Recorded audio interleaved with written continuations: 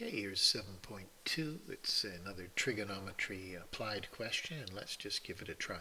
They say there's an airplane flying directly over a point D here. Here's the airplane up here. It's flying directly over the point D, and it's at a height of 5 kilometers, 5,000 feet.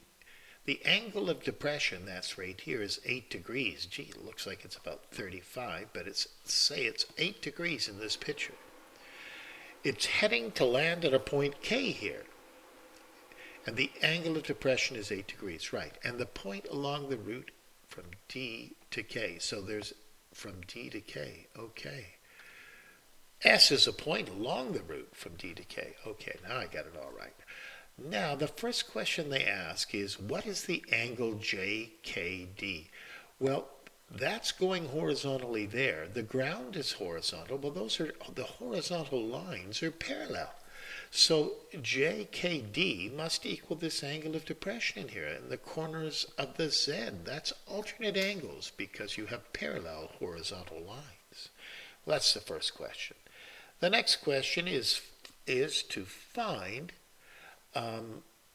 determine if the distance dk. See if you can find the distance dk. Try and find that distance dk. Well, I'm looking at, there's 8 degrees. This JDK in that triangle there, JD is opposite, DK is adjacent. So the tangent of 8 degrees is opposite over adjacent, which is DK. They trade places because you can do that, multiply and divide by that. And you get DK is 5 divided by the tangent of 8. And what does it equal? 35.58 kilometers. Now we know that whole distance is 35.58 kilometers. Now the question is, what if SK, if this is 8 kilometers, how far is DS? Well, we just figured out that this is 35. If that's 8, just subtract it.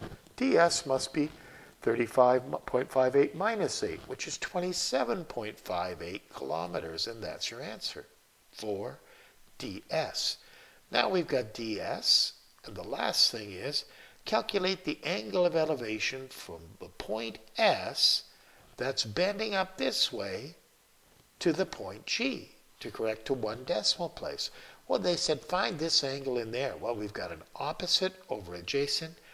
We know that the tangent of the angle DSG that they're asking us about, an angle of elevation, it's 5 over 27.58.